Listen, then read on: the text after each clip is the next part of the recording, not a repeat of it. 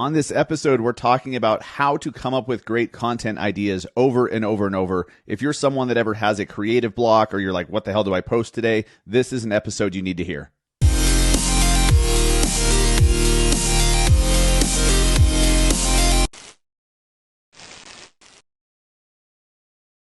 What is up, guys? Welcome to episode 285 of the Massive Agent Podcast. I am your host, Dustin Brohm, here in Salt Lake City, Utah.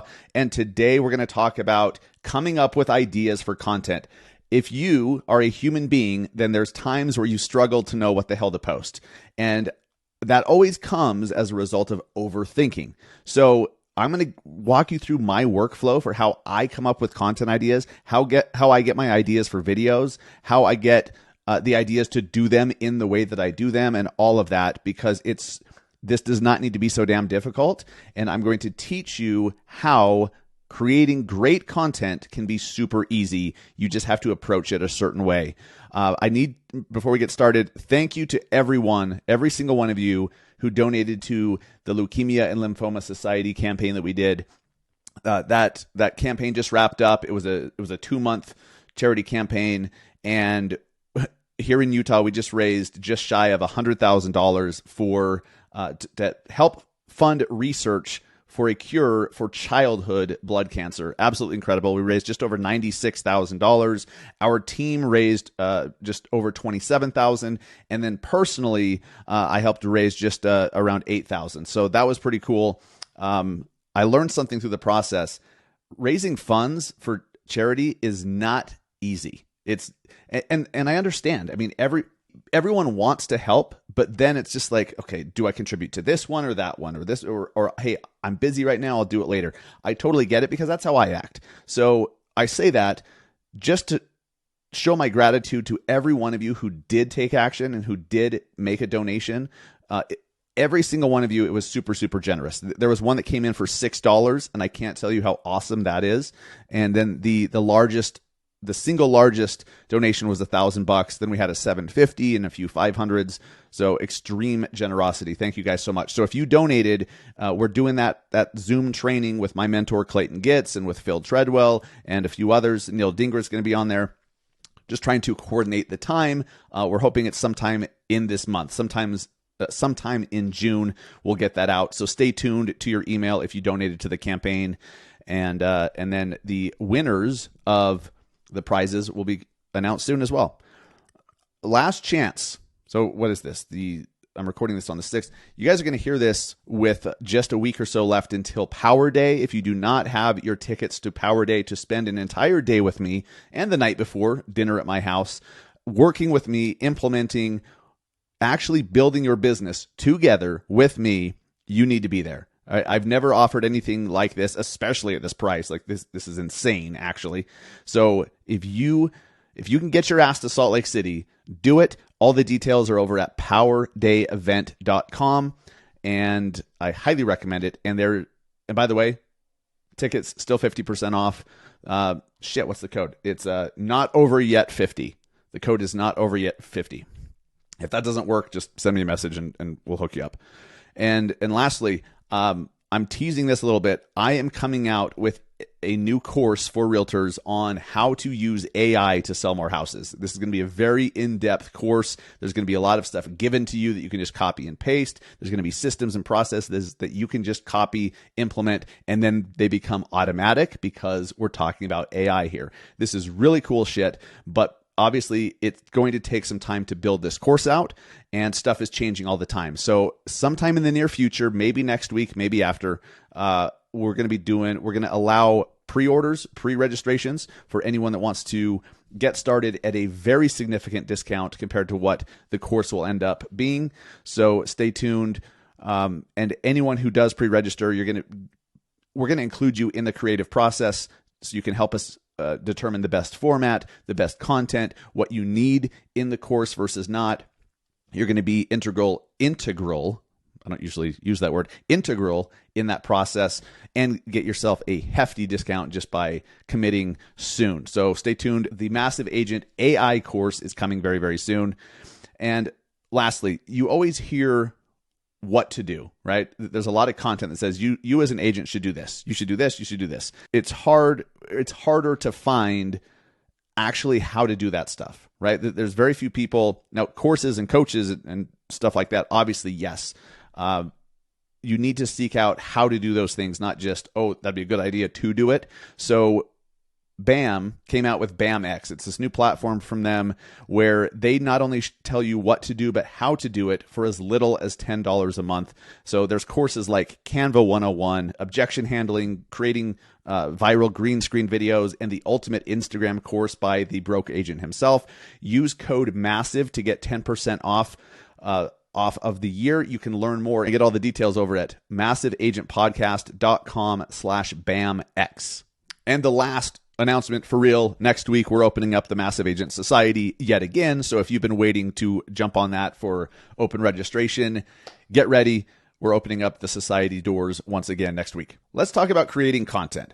There's something that I need you to understand at its foundation. When you are trying to come up with ideas to post, content to record, content to post, you are not inventing some new blockbuster drug. Okay, you're not trying to cure cancer. You're not trying to invent a product that doesn't exist. You're simply educating consumers on what the hell is happening in the real estate world, in the economy, and how they can do what they need to do to move to a new place or to upsize or downsize or, real estate investment. They're building a portfolio.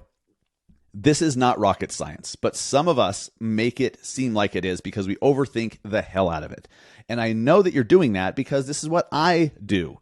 Now, I've gotten really freaking good at recognizing when I'm overthinking, and then I just zoom out and do what I'm about to explain. But if you are not posting on a regular basis on social media, then you, to a certain extent, are overthinking the shit out of it. Here's what I want you to do. First off, understand that as an agent, you're not reinventing anything. That you don't have to come up with. I hear this all the time, actually. Well, I don't know. I need to come up with something that I haven't heard online before. Why? Why are you trying to invent some new concept that's never been spoken about online? First off, is that even fucking possible? Seriously, is that even possible today that you can come up with some entrepreneurship or business or real estate or investment related topic that's never been discussed online? So first off, that's stupid. That's like trying to seek perfection. What the fuck is that? And then who decides what that is? You may think it's perfect. Someone else thinks it's dog shit, right? Or vice versa. So let go of that. Stop trying to create something new that no one's ever seen before. You should literally be doing the opposite. So if you have any creative block whatsoever, and I'm going to talk about ChatGPT and AI here in a second, because that absolutely eliminates this blank page syndrome where you're like, I don't know what to write. I don't know what to post. I don't know what to do. It eliminates it. But you have to first take the action and have the desire to fix that creative block. First, realize that you should be doing the opposite.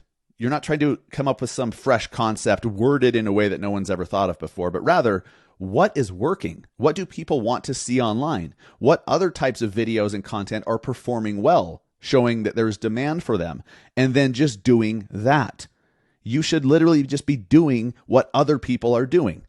Now, there's a book out there called Steal Like an Artist. Okay, and this is cool. This is what I used ChatGPT for just last night. In 10 minutes, I think it was more like 4 minutes, I had not read Steal Like an Artist, but I understood the concept that, rather than trying to recreate the wheel, you just go copy what someone else is doing. Now, some of you may be thinking, I'm not going to copy. You can't copy someone else's stuff. Hear me out. Okay, I don't mean literally copy, but the concept, the talking points, the topic, the format of the video, all of that, copy the shit out of it. So I went to ChatGPT. Well, last night I was like, that would be a really relevant book for this podcast episode, but I don't have time to read it. What else could I do? Oh, I could just have ChatGPT summarize it for me. So within 4 minutes, ChatGPT I just said, summarize the book, Steal Like an Artist. Boom, it sends out, it summarized it into 10 different talking points.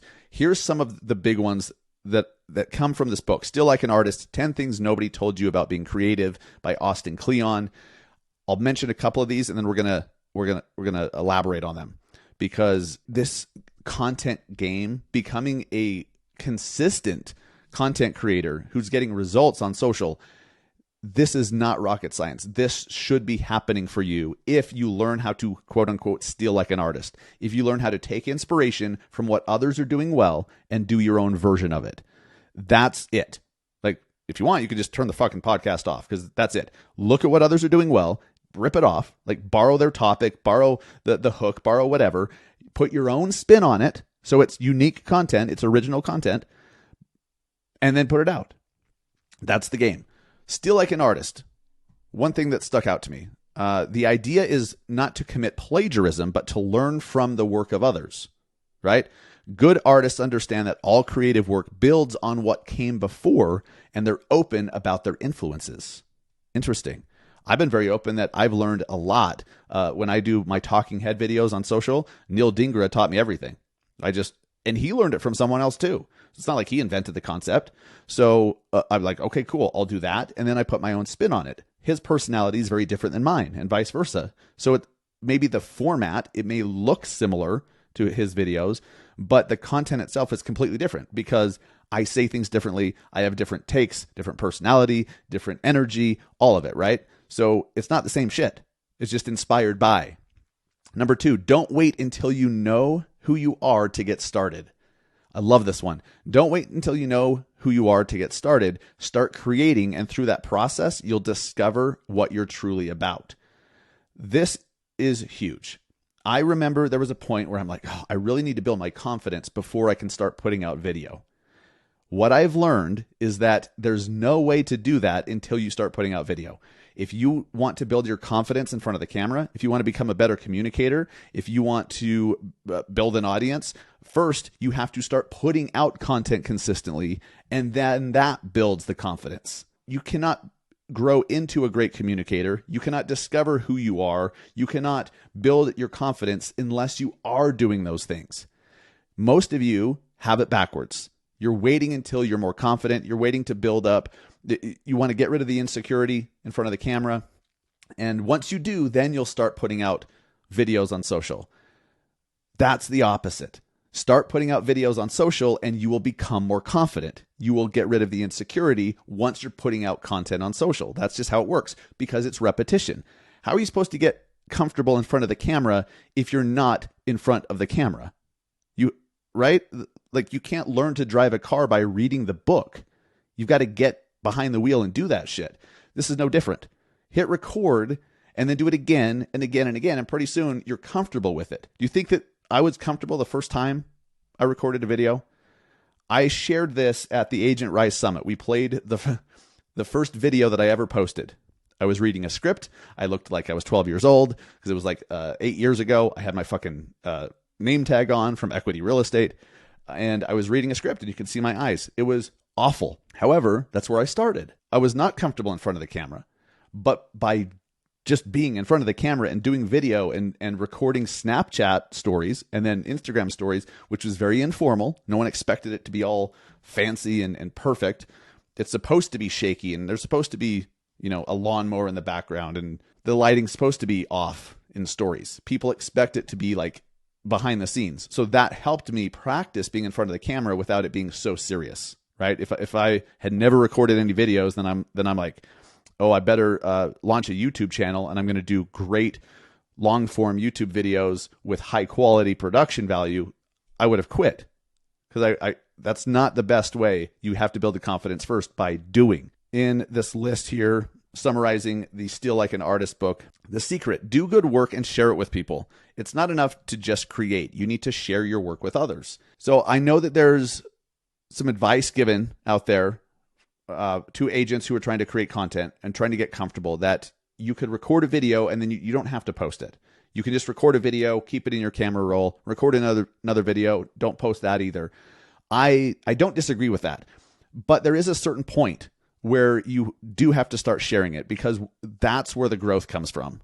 If you just record a bunch of videos and keep them private and no one ever sees that shit, you're not really growing. You may get a little more comfortable in front of the camera, but it's not until you actually put yourself out there that the real work begins, that the real growth begins. So make sure that you are posting and sharing. Now, I told you that I took a lot of inspiration from Neil Dingra, and now Alex Hormozy. I like the style of his videos with the captions and everything like that. What I do whenever I am at a loss for what to post, I just go scroll my Instagram feed. I just go scroll my Instagram feed, but I do it intentionally. I'm looking for videos to get ideas from. Maybe that's the topic. Look, guys, every video that I've ever posted, rip it off. Go steal it. Steal the hook. You could say it word for word if you want to.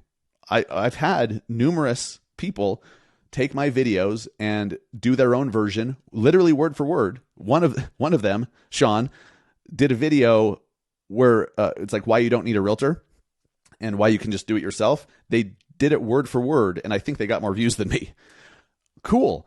It's because it's not just because the words are the same, it's not the same video. His personality is different. His delivery is different. His energy, all of it. So when you're scrolling your feed, don't just mindlessly do it. You have to be scrolling your feed looking for ideas. And then once you see it, you think, oh, cool. Sometimes it'll be a golf video or a fitness video or just a general business related one, or someone who's like an Instagram guru, like Brock Johnson or someone like that. They'll do a video in a certain way, and the format gives me an idea of something I can do. And I'm like, oh, I could use that format, but with this topic instead. Or maybe they use a certain sound, right? Like, oh, I could use that, but here. I especially do this with memes. I'll see memes about anything, and I'm like, oh, I can use that, but make it relevant for real estate agents. So whenever you see a meme that I've posted online, I got the idea from somebody else. I think maybe once I was like watching a movie or just randomly thought, oh, I could use that with this and then post it. But usually I see someone else do it and I think, oh, I can make it relevant this way. So just do what's working for others. Literally rip off my videos, take the hooks that I use, take the topics. There's no reason why you should not be borrowing the topics from other people. When you see a video that has done well, if it has 250,000 views, then you better be watching it over and over and over to dissect why. What about it did so good? It's probably numerous things, and some of it is luck. Some of it is absolutely luck.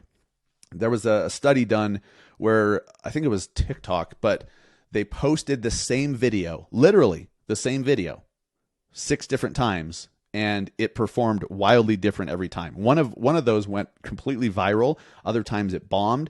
So the time that you post it, the algorithm, like there's so many factors, right? There's so many different factors, but you can still stack the deck in your favor by taking a video that's done very well, and maybe it's about how you don't need 20% down to buy a house. Okay, that's the topic, but that's not the hook.